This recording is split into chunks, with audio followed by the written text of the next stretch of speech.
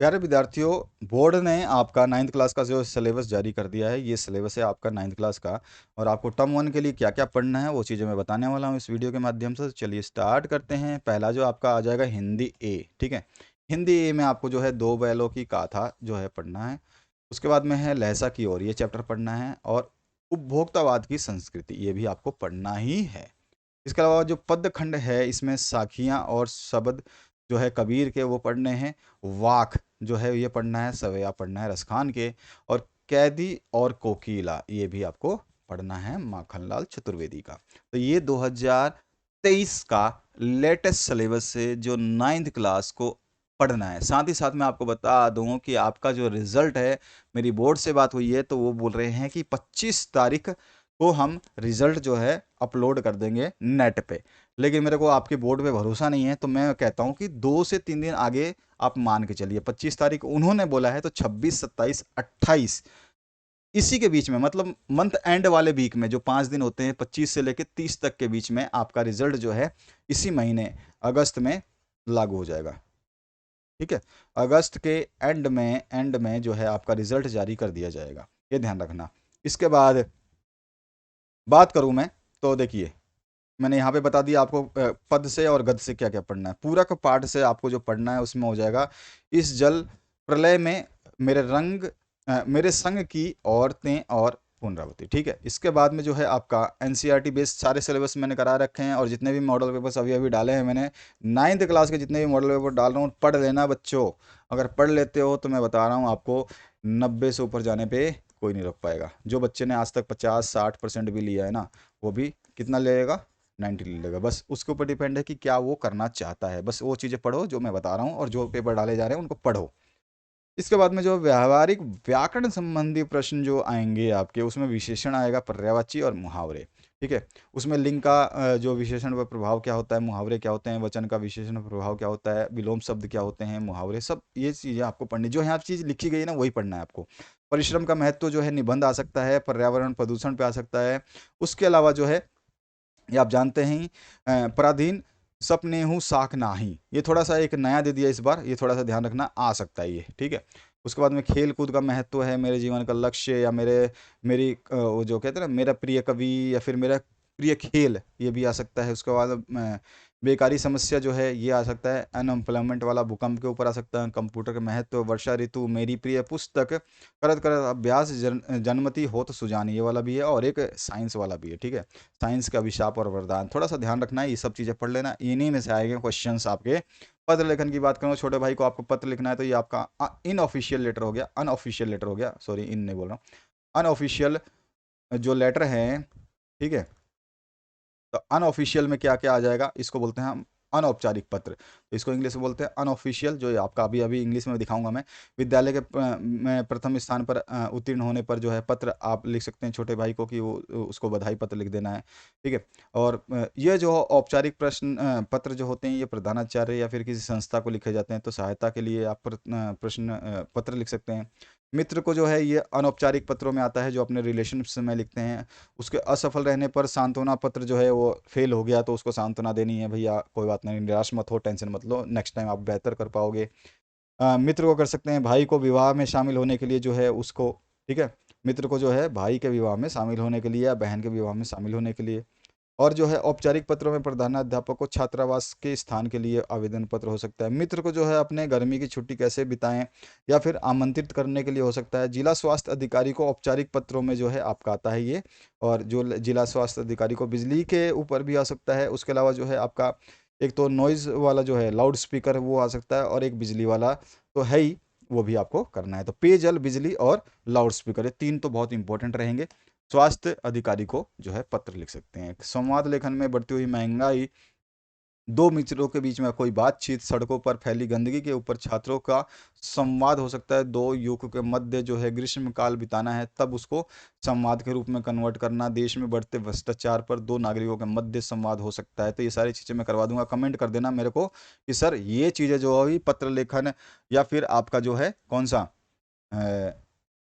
व्याकरण संबंधी प्रश्न, और चाहे चैप्टर के सभी के हर चीज़ मैं इस सिलेबस में करा दूंगा, आपको चिंता करने की ज़रूरत नहीं है। और वो पढ़ लोगे तो आप बिल्कुल बिंदास होकर 90% से ऊपर नंबर ले सकते हैं। आप 90% की बात कर रहा हूँ मैं, मजाक नहीं कर रहा, ठीक है, ध्यान रखना। अभी 80% सॉरी 80% नहीं, 80 स्टूडेंट्स जो है हमारे यहाँ से बोर्ड में जो है, बोर्ड एग्जाम में क्या हुए, टॉपर्स की लिस्ट में आ गए।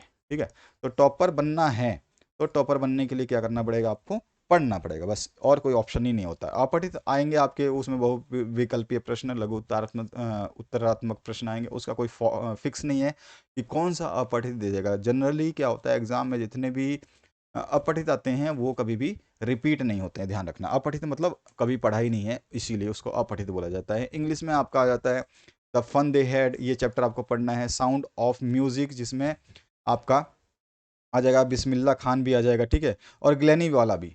उसके अलावा जो है लिटिल गर्ल, ठीक है, और truly beautiful mind, rain of proof, ये जो पोइट्री सेक्शन है, ऊपर प्रोज है और नीचे वाला पोइट्री, यानी गद्यांश और पद्यांश दोनों दिया गया। तो ये वाला पद्यांश है, गद्यांश है, और ये वाला गद्यांश है, और ये वाला पद है। पद मतलब कविता, ठीक है। तो कविताएं जो है, रोड नोट टेकन वाला, विंड हो सकता है, रेन ऑन द रूफ हो सकता है, ये सारी चीज़ें पढ़नी है। मोमेंट्स में से आपको क्या क्या पढ़ना है, मोमेंट्स में आपका चाइल्ड लॉस्ट लॉस्ट चाइल्ड जो है वो मेले वाला, वो हो जाएगा। एडवेंचर ऑफ टोटो, भाई बंदर, शरारती बंदर, वाह मज़ेदार चैप्टर है ये। और इसके अलावा जो है आपका स्टोरी टेलर जो है वो आ जाएगा। किंगडम ऑफ फूल्स जो है, दुद्दू वाला, वो चैप्टर आ सकता है, इस मतलब आएगा। ठीक है, ये सारे चैप्टर्स जो है आपके टर्म 1 के लिए, ध्यान रखना। ग्रामर सेक्शन से टेंसेस जो है ये आ जाएंगे, इसमें प्रेजेंट विद एक्सटेंशंस आ जाएगा। प्रेजेंट में जितने भी हैं उतने सारे पार्ट आ जाएंगे। मॉडल्स में हैव टू, हैड टू, ये सारे सारे मस्ट में, नीदर, जो सॉरी मस्ट में, और इसमें ऑट टू, ये सारे सारे आ जाएंगे। नेगेटिव फॉर्म्स भी आ जाएंगे। उसके बाद में वॉइस, पैसिव वॉइस आ जाएंगे। और सब्जेक्ट जो है आपका, उसमें क्या वर्ब वाला जो है वो आ जाएगा।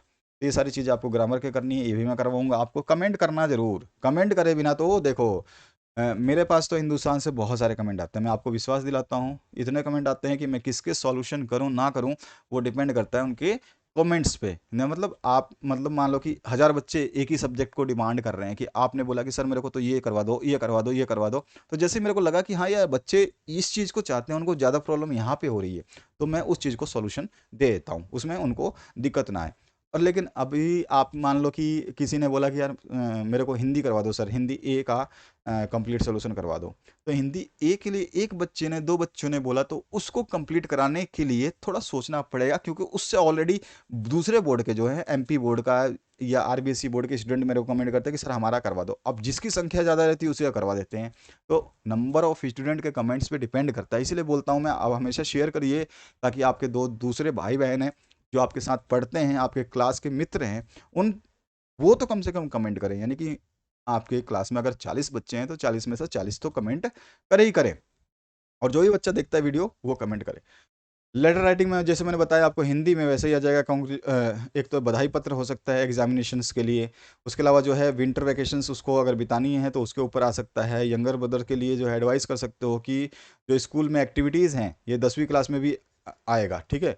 तो ये एक्टिविटीज़ जो होती हैं स्कूल में, एक्स्ट्रा करिकुलर या स्पोर्ट्स गेम वगैरह, उसमें पार्टिसिपेट नहीं करता, तो बच्चे को या ब्रदर को जो है समझाना है। अंकल को पत्र लिखना है कि जैसे कि इम्पोर्टेंट है पर्सन टू योर स्कूल, तो ये भी बताना है कि visit of an important person to school, कोई आया होगा विशेष व्यक्ति, उसके बारे में आप अंकल को पत्र लिख के बता सकते हैं। थैंक्स गिविंग पत्र जो होता है, जैसे आपको कोई प्रेजेंट दिया हो बर्थडे पे, या फिर आपके अच्छे मार्क्स लाने पे, तो उसके ऊपर आपको बधाई पत्र लिखना, इस तरह से है। फॉर्मल लेटर्स की बात करें, इनफॉर्मल था ये मतलब अपने घर वालों को या फिर अपने पेरेंट्स को लिखते हैं, वो पत्र हैं। इसके बाद जो फॉर्मल लेटर्स आते हैं, जिसमें आपके घर वाले शामिल नहीं होते हैं या फिर कोई भी ऐसे आदमी शामिल नहीं होते हैं जिनको आप पर्सनली पत्र लिख सकते हैं, तो ये होता था हेड मास्टर को, जो आपके घर के नहीं है। एडिटर हो सकता है न्यूज़पेपर वाला, हेड मास्टर फिर भी हो सकता है, और भी बहुत सारी संस्थाएं। तो इनमें जो लेटर्स आ सकते हैं वो इस तरह के आ सकते हैं। यहाँ पे लिखा गया है कि कंप्यूटर के लिए आपको फैकल्टी चाहिए, तो यहाँ पे फैसिलिटी चाहिए, तो हेड मास्टर को आपने पत्र लिख दिया। एडिटर को लिख दिया कि आप ऑर्गेनाइज करना चाहते हैं एक ब्लड कैंप, उसके लिए आप जो है अखबार में छपवाना चाहते हैं अपना। और हेड मास्टर को जो एब्सेंस फाइन, आपने जो बीमार हो गए थे और आपको कोई दिक्कत हो गई थी या माता पिता कोई भी बीमार हो गए थे, तो उसके लिए आपने क्या करा, छुट्टियां ले ली और उसके ऊपर क्या है, आपको एब्सेंस का जो फाइन लग गया, पैसे मांग रहे हैं स्कूल वाले, तो उसको माफ़ कराने के लिए एक पत्र लिख सकते हैं। और ये पत्र जो है आप रियल लाइफ में भी लिख सकते हैं। अगर आपके घर में कोई कंडीशन ऐसी हो जाती है और आपके स्कूल में फाइन मांगा जाता है, तो आप उसके ऊपर जो है पत्र लिख सकते हैं, अपने पेरेंट्स का साइन करवा के दे देंगे, तो स्कूल वाले कभी भी पैसे आपसे नहीं मांगेंगे। ये पत्र जो है जेन्युइन होते हैं। इसके बाद में पैराग्राफ राइटिंग में जो हो सकता है, इसमें पैराग्राफ है आपके हेड मास्टर के ऊपर, आपके बेस्ट टीचर के ऊपर, बेस्ट फ्रेंड के ऊपर, पोस्टमैन के ऊपर, फार्मर के ऊपर, समर डे या फिर सीजन हो सकता है, जू के ऊपर, इंडिपेंडेंस डे जो अभी गया है, हॉबी के ऊपर, बस जनरली कहीं जर्नी में गए हैं या फिर कहीं कोई फेवरेट प्लेस देखा हो उसके ऊपर, सब में मतलब पैराग्राफ राइटिंग हो सकता है। रीडिंग स्किल की बात करें, इसमें 2 पैसेज आएँगे आपको देखने को और इसमें मल्टी क्वेश्चंस पूछे जाएँगे, उन क्वेश्चंस को आपको आंसर देना होगा, ठीक है? तो इस तरह से आपका ये इंग्लिश का है। इसी तरह से अगर हम गणित की बात करें, गणित में अध्याय 1 जो है संख्या पद्धति भूमिका प्रश्नावली 1.1 आपको पूरी पढ़नी है, 1.2 पढ़नी है, 1.3 भी पढ़नी है। बीजगणित गणित में अध्याय नंबर 2 में 2.1 भी पढ़नी है, 2.2 भी पढ़नी है और 2.3 और 4 भी पढ़नी है, ठीक है? और 2.3 में क्या पढ़ना है? बहुपदों का गुणनफल पढ़ना है, ठीक है? ध्यान रखना कि क्या पढ़ना है? बहुपदों का गुणनफल जो है पढ़ना है। इसके बाद में निर्देशांक ज्यामिति की बात करें, तो इसमें चैप्टर नंबर 3 जो है आपका 3.1 और 3.2 इसको इंक्लूड किया गया है, तो इसको आपको पढ़ना है। ज्यामिति की बात करूँ तो 5वां जो चैप्टर है आपका यूक्लिड ज्यामिति का परिचय, पूरा का पूरा चैप्टर पढ़ना है। इसमें परिमेय जो दी गई हैं, प्रश्नावली जो दी गई हैं, ये पढ़ना है।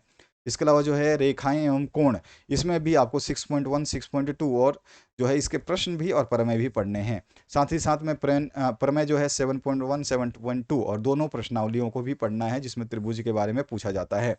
तो ये हो जाएगा आपका जो है मैथमेटिक्स का सिलेबस। अब आते हैं हम आगे दूसरे सिलेबस के ऊपर। यहाँ पर जो है इसको कंप्लीट कर लेते हैं। तो इसमें दूसरा सिलेबस क्या है आपका, कि ज्यामिति रचनाएं जो होती हैं, जिसमें आपका रचनाएं हैं, तो रचनाओं में आपको 11.1 और 11.2 जो है आधारभूत रचनाएं जो होती हैं वो शामिल की गई हैं। 11.3 में आपको पढ़ना ही पढ़ना है रचना, और प्रश्नावली 11.1 तो मैंने बता ही दिया आपको पढ़ना है। उसके अलावा जो है अध्याय 12 नंबर हीरोन का सूत्र जो है, इसमें आपको 12.1 और 12.2 और बाकी जो चीज़ें यहाँ पे लिखी गई इनको जरूर पढ़ना है। पृष्ठीय क्षेत्रफल का आयतन जो होता है आपका, आयतन और वॉल्यूम एरियाज, इसमें आपको 13.1 को कंप्लीट कराना है, 13.2 को भी कंप्लीट करना है। साथ ही साथ आपका संख्या की बात करूं तो जिसमें प्रोबेबिलिटी आती है, तो इसमें आ जाएगा आपका जो है सॉरी, प्रोबेबिलिटी नहीं, आपका जो मेंसुरेशन, मेंसुरेशन में 14.1 को लेना है और 14.2 को लेना है, ठीक है? जिसमें मोड मीडियन आपको निकालने हैं, तो वो सारी चीज़ें आ जाएंगी इसके अंदर। आते हैं नेक्स्ट, जो आपका विज्ञान आता है। विज्ञान विषय में जो है गति वाला चैप्टर जो आपको पढ़ना है, जिसमें ये सारे पॉइंट्स को पढ़ना है, जो भी पॉइंट यहाँ पे दिए गए हैं वो पॉइंट पढ़ने हैं। ग्राफिक विधि वगैरह सब, ये सारी चीज़ें पढ़नी है। यहाँ पे जो चीज़ें दी गई हैं इनको सभी को पढ़ना है। अध्याय 9 की बात करूँ तो बल तथा गति के नियम जो है आपका, फोर्स और जो है आपका फोर्स वाला चैप्टर जो है उसको पढ़ना है। उसके रूल्स या उसके फिनोमिनाज है वो पढ़ने हैं। ये भौतिकी यानी फिजिक्स, फिजिक्स आ जाएगा। ठीक है। और यहाँ पर जो है नीचे, यहाँ पर आप देख रहे हैं ये आपका रसायन शास्त्र यानी केमिस्ट्री आ जाएगा, ठीक है? केमिस्ट्री आ गया। इसके बाद में देखो केमिस्ट्री में क्या है, हमारे आसपास के पदार्थ पढ़ने हैं। अध्याय नंबर 2 जो है हमारे आसपास के पदार्थ जो शुद्ध हैं या नहीं है ये पढ़ना है। तो देखो ध्यान रखना, इसमें जितने भी पॉइंट्स लिखे गए हैं सारे पॉइंट्स को कंसीडर करना, बिना बिना पॉइंट्स पढ़े मत छोड़ना कुछ भी। इसके बाद में जीव विज्ञान, बायोलॉजी सेक्शन जो आता है, जहाँ बायोलॉजी में आपको जीवन की मौलिक इकाई जो है वो पढ़नी है आपको, ठीक है? उत्तक पढ़ने हैं और उसके अलावा जो है जीव विविधता डाइवर्सिटी जो है चैप्टर वो पढ़ना है। तो ये सारी चीज़ें उसमें पॉइंट्स जो जो दिए गए हैं ना, ये सारे पॉइंट्स को आपको इंक्लूड करना है। इसमें झिल्ली वगैरह, केंद्रक वगैरह सब आ जाएंगे। उसके अलावा जो है ये इसमें आप 6 चैप्टर में क्या पढ़ेंगे और 7वें में क्या पढ़ेंगे यहाँ दिया गया है। और ये 5 नंबर जो चैप्टर है ना, इसमें सभी चीज़ें ये भी इंक्लूड की गई है, तो ध्यान रखना है ये सारी चीज़ें पढ़ लेनी है। इसके बाद आ जाइए नीचे की तरफ। अब आता है आपका सामाजिक विज्ञान। सामाजिक विज्ञान यानी सोशल साइंस में आपको इतिहास की बात करूँ, इतिहास में क्या क्या पढ़ना है। खंड 1 में जो है घटनाएं और प्रक्रियाएं पढ़नी है। उसके बाद में दूसरा जो चैप्टर है आपका, इसमें आ जाएगा आपका यूरोप में समाजवाद और रूसी क्रांति, ये भी पढ़ना है आपको। इसमें सारे जो यहाँ पे दिए गए हैं सब हेडिंग्स, सब हेडिंग को बहुत ध्यान रखना, ठीक है ना? सब हेडिंग बहुत ज़्यादा इंपॉर्टेंट है। ये सारे के सारे ये यहाँ से लाइन से दी गई है। फिर ये भी जो पहले चैप्टर में से ही है सारे के सारे, ठीक है? उसके बाद दूसरा चैप्टर जो है यहाँ चल रहा है, तो इसके भी दूसरे चैप्टर के पार्ट इधर दिए गए हैं साइड में। तो ये सारे के सारे आपका दूसरा चैप्टर यहाँ तक पूरा नीचे तक ये भी उसमें इंक्लूड किया गया, तो थोड़ा सा आप जरूर इसको ध्यान से देख ले। इसके बाद तीसरा जो चैप्टर है, इसमें ये सारी चीज़ें आपको पढ़नी है तीसरे चैप्टर में। इसके बाद आते हैं भूगोल पे। आपका ज्योग्राफी सेक्शन में अध्याय 1, अध्याय 2 और अध्याय 3 में कौन कौन से पॉइंट्स पढ़ने हैं, ये सारे के सारे इंक्लूड किए गए हैं यहाँ पर, आप देख सकते हैं। इसके बाद आ जाइए नेक्स्ट जो पार्ट है सामाजिक विज्ञान का, जिसमें आता है नागरिक शास्त्र, जिसको हम सिविक्स बोलते हैं। तो सिविक्स में आपको क्या क्या पढ़ना है, देखिए सिविक्स में आपको अध्याय नंबर 1 पढ़ना है लोकतंत्र वाला, दूसरा है जो संविधान निर्माण। तो ये दोनों को दोनों पढ़ने हैं। इसके सारे के सारे पॉइंट्स यहाँ से लेकर अध्याय नंबर 1 जो है यहाँ पर भी है, और अध्याय नंबर 2 जो है इधर भी है साइड में, ये अध्याय नंबर 2 है, ठीक है, ये वाला। अब आ जाइए नीचे की तरफ, अर्थशास्त्र आता है, इकोनॉमिक्स। इकोनॉमिक्स में जो है आपको पालमपुर गांव की कहानी जो आप जानते ही अच्छी तरह से, ये तो कभी चैप्टर छूटा नहीं है। संसाधन के रूप में लोग जो है वो क्या कर सकते हैं और उसमें क्या है, वो चीज़ें आप पढ़ सकते हैं, जिसमें शिक्षा, स्वास्थ्य वगैरह सब आ जाती है। तो ये आपको चैप्टर्स जो है अर्थशास्त्र में पढ़ने हैं। इसके बाद आते हैं संस्कृत, जो अंतिम आपका है सेक्शन। इसमें क्या क्या पढ़नी है, देखो ये मार्च अप्रैल मई जून, इसको भूल जाना, ये इससे कोई लेना देना नहीं है। आपको पढ़ना क्या है, बस वो चीज़ें ध्यान रखो। प्रथम पाठ भी पढ़ना है, द्वितीय भी पढ़ना है, चतुर्थ भी पढ़ना है, तृतीय पाठ में भी आपको पढ़ना है। उसके बाद में व्याकरण संबंधी में वर्ण आ जाएगा, स्वर संधि वगैरह आ जाएगी। इसमें संधि में कौन सा गुण और दीर्घ आ जाएगा, वर्तनी में वर्ण संयोजन आ जाएगा, और आपका वृद्धि और ऋण आ जाएगा, ठीक है। तो इस तरह से आपके है व्यंजन संधि में क्या क्या हो सकता है, ये आ सकता है आपका, आएगा, मतलब ये सिलेबस है आपका। इसके बाद में आपको जो शब्द प्रयोग करने हैं उसमें आ जाएगा ये सारे के सारे। तो ये सारी चीज़ें आप देख सकते हैं यहाँ पर लिखे गए हैं। उसके वाले वाक्य जो हैं उसके ऊपर जो है धातु रूप, तो यहाँ पर जो है सारे धातु रूप आ जाएंगे।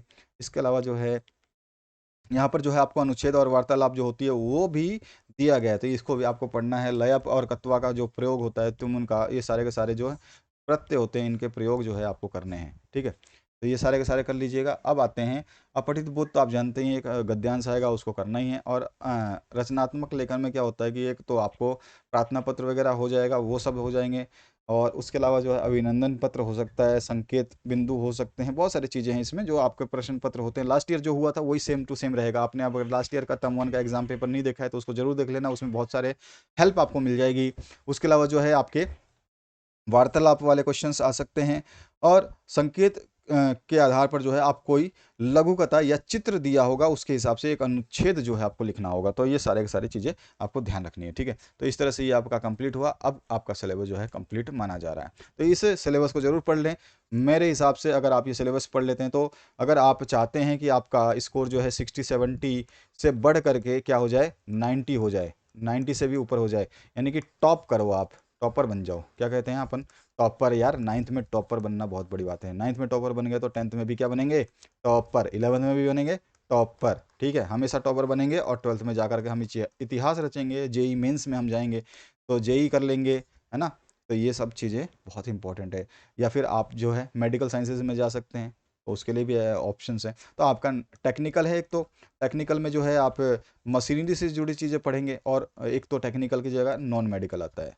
नॉन मेडिकल में आप बायो लेते हैं, और बायो लेके क्या है, डॉक्टर बनोगे, किसी ना किसी का इंजेक्शन, बढ़िया वाले इंजेक्शन लगाओगे, छोटे बड़े सभी को, ठीक है। तो इंजेक्शन लगाना है तो बायो पढ़ लीजिए अच्छे तरीके से, साइंस को कंसंट्रेट करिए, और उसमें फिजिक्स भी आपको थोड़ा सा चाहे तो पढ़ें। अगर आप बायो लेना ही चाहते हैं तो 9th क्लास, अभी तक आप जब तक 10वीं 10th पास नहीं करते हैं तब तक आप कुछ मत सोचिए, कुछ भी नहीं करना आपको। लेकिन 10th के बाद में मैं बताऊंगा आपको कि 11th में आप बायो लेना है या आर्ट्स लेना है, कॉमर्स लेना है, क्या लेना है, वो सारी चीज़ें मैं आपको समझा दूंगा। तो आशा करता हूँ इस वीडियो से आप लोगों को हेल्प मिलेगी। इस वीडियो को जरूर शेयर करें, और मैक्सिमम कमेंट करें कि आपको कौन सा सोल्यूशन चाहिए, कितने सोल्यूशन चाहिए। हर चीज़ आपको अवेलेबल मिल जाएगी, लेकिन कमेंट बहुत ज़रूरी है, क्योंकि आपके कमेंट के अलावा, झारखंड के अलावा मेरे पास पूरे हिंदुस्तान से कमेंट आते हैं। तो जिस बच्चों के ज़्यादा कमेंट आते हैं ना भैया, तो उनको हमें पहले प्रॉब्लम सॉल्व करनी पड़ती है, क्योंकि वो बच्चे जागरूक हैं, वो चाहते हैं कि हमारे लिए सर जो है ये करें वो करें, इस सब्जेक्ट को सॉल्व करवाएं, उस सब्जेक्ट को सॉल्व करवाएं, इस टाइप के प्रश्न दें, उस टाइप के प्रश्न दें। तो ये सारी चीज़ें मैं जब ही